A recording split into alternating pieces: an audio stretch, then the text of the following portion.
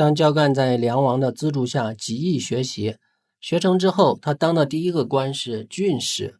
为什么他受了梁王的资助，学成之后不去梁王的封国当官报答梁王呢？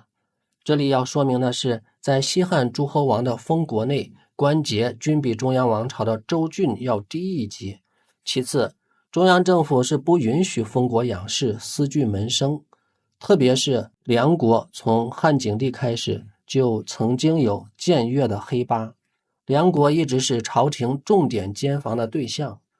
像梁王和焦干这种有感情的关系，很容易成为别有用心者的口实。当焦干有资格出任郡使的时候，他的文化水平怎么样呢？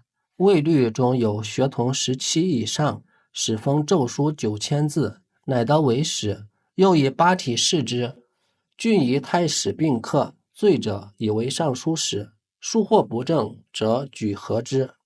使是汉代的基层文书官吏，负责档案、文书起草等行政事务。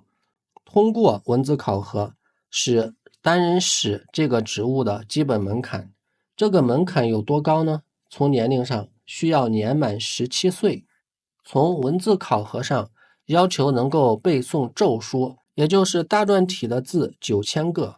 这里的9000字到底是硬性要求还是虚指呢？根据西汉杨雄的《仓颉训纂篇》等字书收录的汉字为5340个字，而东汉许慎的《说文解字》收录汉字9353字，这其中还包含了大约1200个重复的仅仅是写法不同的汉字。可见9000字的识字量几乎是要求对当时的所有汉字量的全掌握，实际上是很难达到。除了对识字量有严苛的要求，还要求会书写8种书体，分别是大篆、小篆、刻符、重书、摹印、蜀书、书书。这8种书体分别有不同的使用场景，比如官方文书以篆书为主，日常文书和简牍以隶书为主等。郡使通过郡级考核后，推荐至中央太史，再进行统一考试。成绩最优异者升为中央尚书令的文书官，成为尚书使。从焦干只是郡使而不是尚书使这点看，他的文化基本功是有的，但还没有优异到可以成为尚书使的程度。这可能和他所学的内容有关，因为他从隐士之学，重点可能在于他的阴阳灾异之术。焦干在郡使这个最基层的岗位上磨练了几年之后，班固记载他通过察举补小黄令。察举制是从西汉开始的一项选官制度，察举的意思就是由地方官吏考察后再举荐。察举制在汉武帝时成为定制。公元前128年元肃元年，汉武帝下诏，不举孝，不奉诏，当仪，不敬论，不察廉，不胜任也，当免。这就是人们常说的举孝廉制。基本内容有3个，一是郡守2000石，每年向朝廷举荐1次；二是所举荐者必须有孝或廉的事迹，闻名于乡里；三是人数是每郡2人。孝廉是最基础的2个科目，除了孝廉外，察举的科目还有茂才、贤良方正、贤良文学、明经、明法、治孝、有道、敦厚、优异、治具等科目。例如经房时，元帝就曾以质朴、敦厚、训让、有形这4科取士。这些科目并非每年都举，称为特科，孝廉则是每年都举。从焦干已经是郡使，但仍能被察举来看，察举的对象也包括基层的或下级的官吏。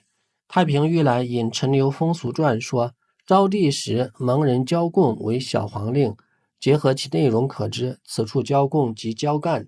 如果他在昭帝在位期间已经被补为小黄令的话，那么他成为小黄令时的年龄最大应该为21岁。他在郡使这个基层岗位上最多工作了4年。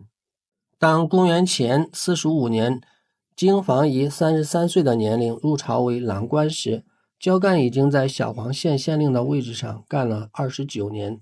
焦干在为政方面最突出的业绩是什么呢？汉书记载他以后思先知奸邪，盗贼不得发。他的这种让盗贼不得发的技术很厉害吗？首先要明白，在西汉时期，偷盗这种行为与我们当今的刑法量刑完全不同。偷盗是可以直接导致弃市杀头的重罪，尤其是在汉武帝、昭帝、宣帝等重用酷吏的时代，盗贼的下场不但自己会掉脑袋，甚至还可能导致家人的连坐。那么别的官员是如何实现盗贼不得发这一目标的呢？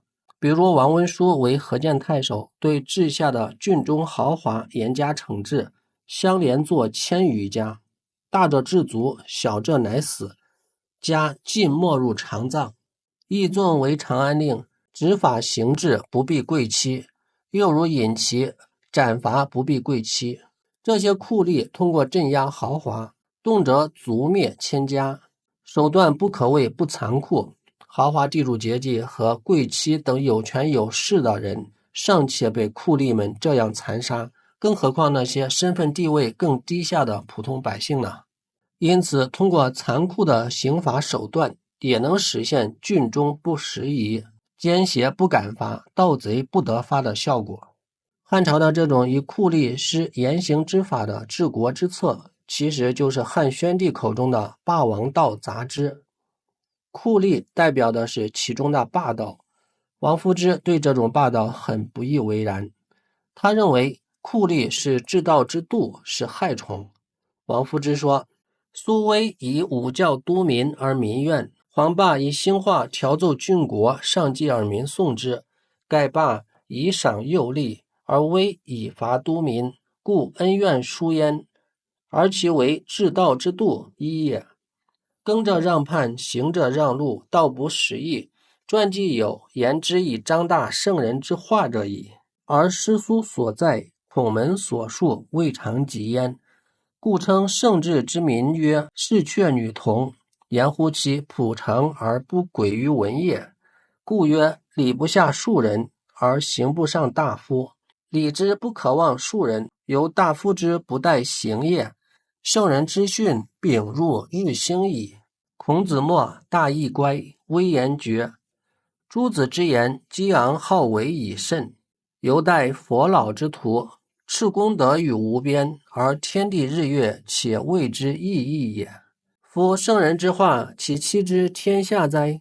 尧有不令之子，舜有不公之弟，周公有不道之兄，孔子有不朽不雕之弟子。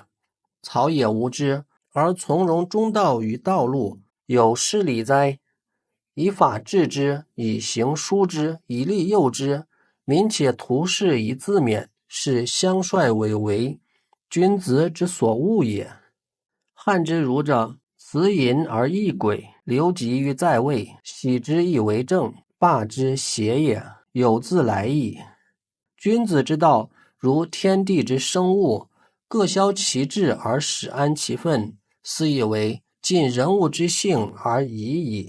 在这里，我引用了王夫之整篇的论述，是因为这段话十分精彩而深刻，至今犹有可发可省之处。在下个视频里，我们将从王夫之的这段论述中继续探讨教干的为官情况。再见。